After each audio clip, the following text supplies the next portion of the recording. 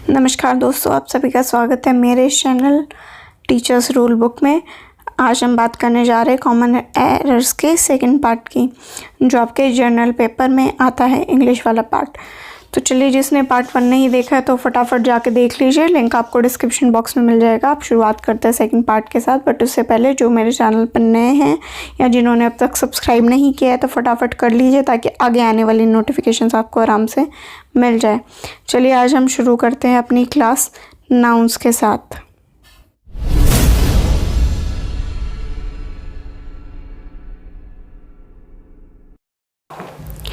Noun क्या होते हैं?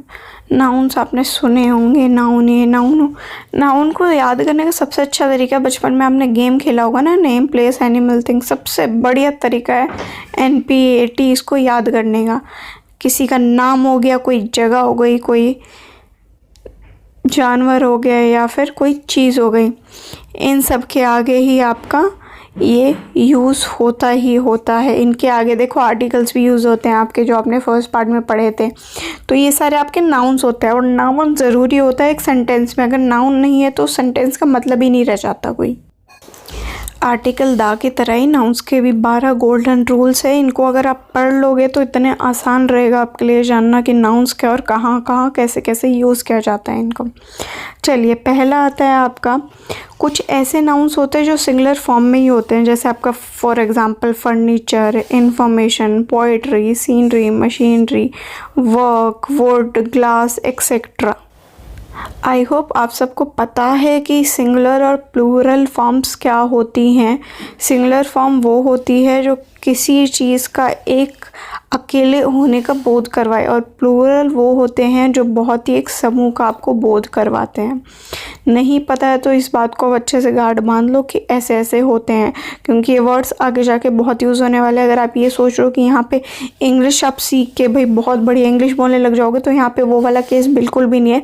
मैं आपको इस हिसाब से पढ़ा रही हूँ कि आप एग्ज़ाम क्रैक ज़रूर कर जाओगे, बट इससे आपका ये नहीं है कि आप फटाफट इंग्लिश बोलने लग जाओगे, क्योंकि आपको यहाँ पे बेसिक्स पढ़ने ताकि आप MCQ एग्ज़ाम क्रैक कर पाओ। यहाँ पे कोई आपको शेक्सपियर नहीं बनना है, तो उस हिसाब से पढ़ो और अच्छे से पढ़ो। सेकेंड आता है आपके नाउन्स जो प्लूरल फॉर्म में होते हैं, for example news, mathematics, politics, economics, civics, physics, etcetera. Third आते हैं आपके सिंगुलर प्लूरल, जो दोनों फॉर्म में होते हैं, मतलब उनकी सिंगल फॉर्म भी होती है और उनकी ज़्यादा वाली फॉर्म भी होती है। तो जैसे आपका डियर आ गया, शीप आ गया, फ़िश आ गया, ये तो देखो सिंगल फॉर्म हो गए। अब इनकी प्लूरल फॉर्म भी होती है, जैसे फ़िश हो गया तो फिशेज़ हो गया, ठीक है, शीप हो गया तो शीप्स हो गया। तो इनकी दोनों फॉर्म्स है। तो ये नाउन ऐसे होते हैं जिनकी दोनों फॉर्म्स होती हैं।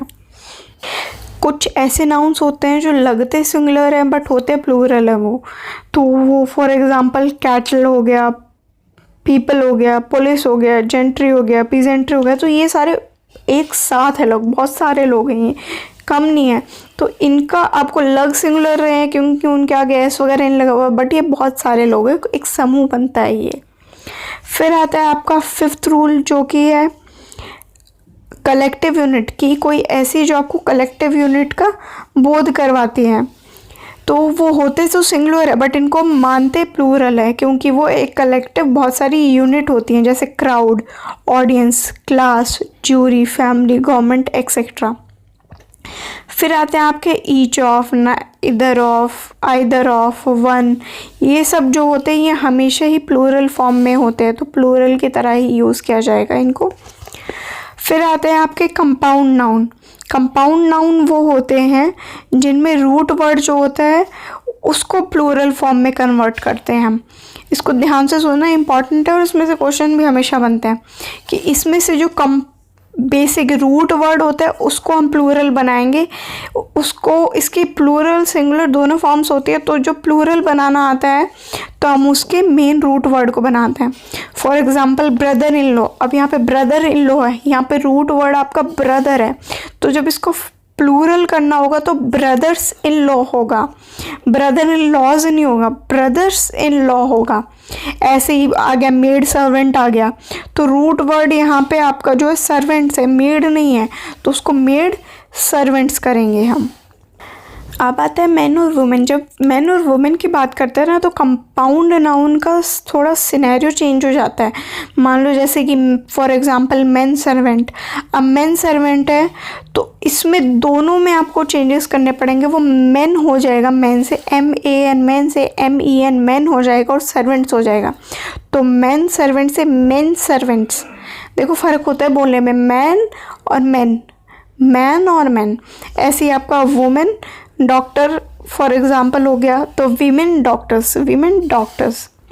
चलिए आगे बढ़ते हैं आपके 9th रूल की तरफ, जो कि है जब दो नाउन्स आ जाए। जब दो नाउन्स आ जाएं तो उनमें अपॉस्ट्रोफी नहीं आएगा। ये दिखाने के लिए कि प्लूरल है, नहीं आएगा। अपॉस्ट्रोफी का आपने साइन देखा होगा, ऐसा होता है अपॉस्ट्रोफी का साइन, तो ये वाला साइन नहीं आएगा उस केस में। फिर आता है आपका 10th रूल।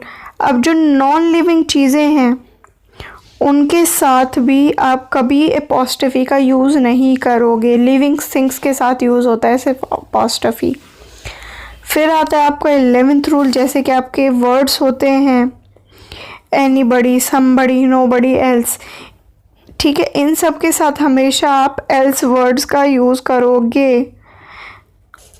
फिर आता है आपका 12th और आखिरी रूल कि जब कंपाउंड नाउन है तो उसके आखिर में अपॉस्ट्रोफी का यूज़ होता है। अगर अपॉस्ट्रोफी आपको यूज़ करना है प्रोग्रेसिव केस में तो उस केस में उसके आखिर में यूज़ होगा अपॉस्ट्रोफी।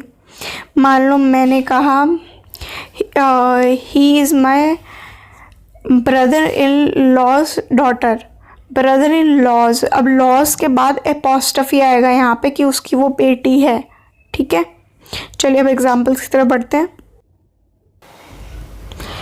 तो एग्जाम्पल्स मैं आपको बोल के सुनाऊंगी, फटाफट लिखते जाना। जैसे कि आपने अगर मेरे पुराने वाले क्लास देखे तो आपको पता होगा मैं एग्जाम्पल्स आपको ऐसे ही बताती हूँ क्योंकि मैं आपको कम टाइम में ज़्यादा पढ़ाना चाहती हूँ।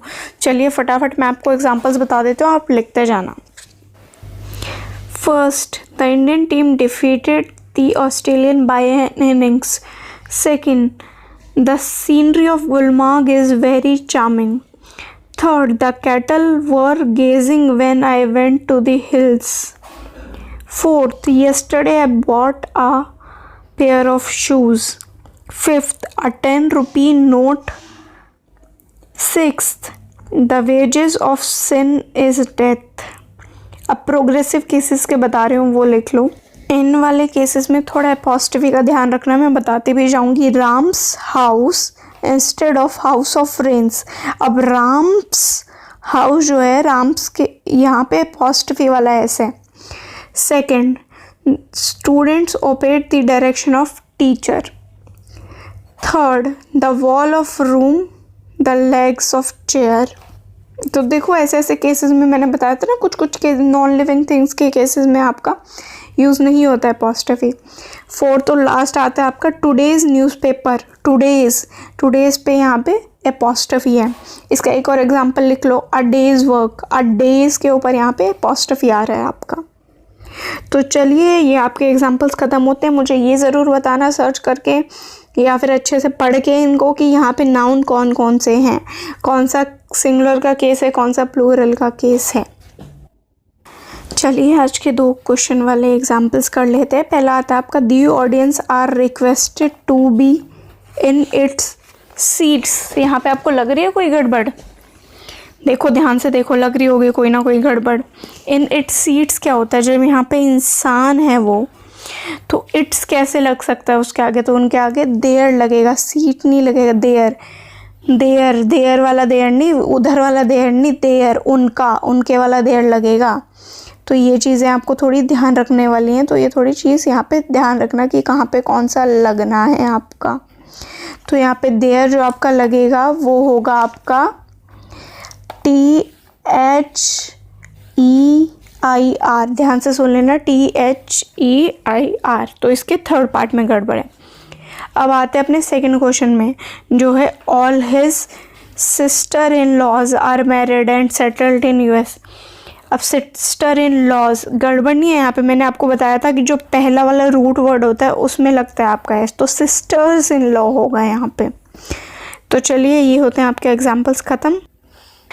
चलिए दोस्तों, आज की क्लास यहीं पे ख़त्म करते हैं। आई होप आपको अच्छी लगी हो तो लाइक शेयर सब्सक्राइब करना ना भूलें मेरे चैनल को, और आगे आने वाले पार्टों को भी देखते रहें ताकि आपकी पूरी पढ़ाई कम टाइम में हो जाए। 1 महीने में आपकी पूरी तैयारी हो जाएगी पेपर 1 की, इसकी कोई चिंता करने की ज़रूरत नहीं है आपको।